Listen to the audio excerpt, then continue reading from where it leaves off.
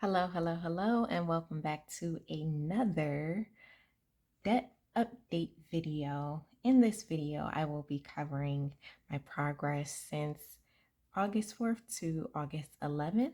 I will be giving you an update on my student loans, my credit card, my cosign loan, and my mortgage. This is a big update because I also took some action, and we will get right into that discussion.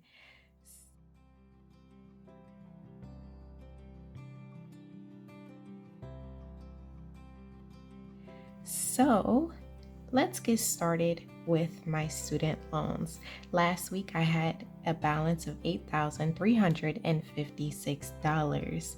On today, that balance for that unsubsidized portion of my student loan is $7,581. So I made significant progress on that. I'm very excited to be down lower than $8,000. So I'm going to continue chipping away at that unsubsidized portion of my consolidated student loan.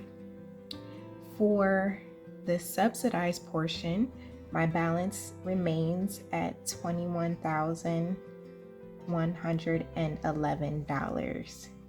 So my total student loan balance, let's go ahead and add this up old school style. So we have $28,692. So that is awesome. I'm under $30,000. I never thought I would see the day. This balance started at over $68,000. So to have almost $40,000 paid off is amazing. Next up is my credit card. I still have a balance of $0 here. I haven't used it. Don't plan to use it anytime soon. So that is hopefully going to remain at $0. Now here is where the big update comes in. Last week I had a balance of $20,324 on that cosigned loan. As you all know, I've been discussing refinancing that person who I co-signed for had agreed to refinance the loan. However, I have yet to see any action taken on that. So I went ahead and I did refinance a very small portion of that loan. That is now, I refinanced $1,000. So I'm going to go ahead and add that here. It is a personal loan through my credit union. And I was able to get a rate of 7.5%. If you're not aware, this rate is at 15%. So I know 7.5 may seem a little high, but in comparison to 15%, I will take it. So my plan is to just refinance in small batches. I was able to do it in less than 24 hours. My credit union was very, very quick with it. I filled out an application online. The next day they called me, and I did this like the night before. It wasn't even like during the day. So the next day they called me. I had to submit one pay stub, and then they just had questions because it was like on my application I told them what the intent was. And so they were like, well, why aren't you doing the whole thing? And I'm like, because it's not mine. I need this person to pay. But once those questions were out the way, they had the money in my checking account that I have with them right away. And I immediately just put that whole thing onto the cosign loan. So it's not a payoff, but it is a transfer.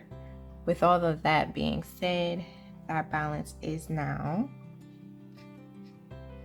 $19,391. And this personal loan balance is still $1,000. So my payment on this, they typically offer a minimum pay off period of 2 years. However, since the balance was so low, they were like, you have to pay it off within a year. So my payment is going to be $87 per month on this loan. Of course, I'm going to try to pay it off before a year. So that will go away. And I just plan to keep doing this in small batches. What I did with the cosign loan, they asked me when I made that large payment if I want to count it towards future payments or if I want to still have to pay the minimum required payment, which I received a letter the very next day after I did this stating that the new payment is going to be like $290. And I think they said the time period, whatever the time period was, it equated to like 13 years. In 13 years, they expect me to have this paid off. No ma'am, that is not happening. So that letter was crazy to me. But the option I chose was to act like this was prepayment for the next few months. I'm still going to continue to pay it, but that way I won't be obligated to pay the full $290. My plan is to just reduce. I'm paying $150 twice per month on this loan. I plan to reduce that amount by this payment. So the total payment, if I'm paying $300 per month, I'm reducing that $300 by the $87 payment so that it's not really impacting my budget. Now, of course, if I make extra money, I will just go ahead and use that towards this payment. But there it is. The question that I do have is whether or not I should accelerate this or just put extra payments on this unsub portion, which I want paid off by the end of the year. So that's still up in the air for me. This interest rate is higher. This is at 7.5. This is at 4.625. So we'll see what happens there.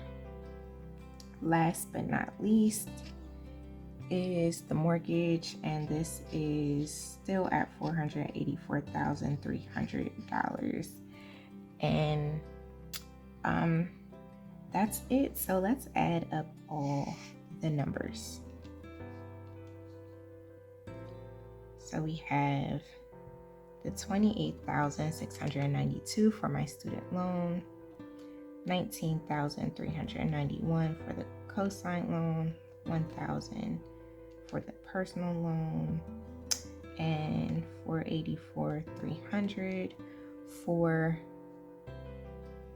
my mortgage. So that totals to $533,383. Last week, the total was $534,091. So let's see what that difference is.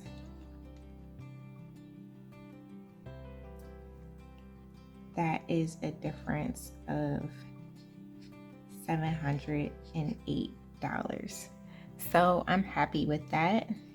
All progress is great. Let me see something real quick. Okay. So that is it for this week. My next video will be a budget with me video, and so you will be able to see how I will be allocating my next paycheck. Thank you all for watching. Thank you for continuing to support me, continuing to provide encouraging words. I pray that you continue on your journey. If you have any questions, please feel free to drop them in the box below. If you have not done so already, please go ahead and hit the like button for this video. Subscribe to my channel to continue to follow my journey, and turn on your notifications so you don't miss anything. Thank you again for watching, and continue to stay tuned. Be blessed.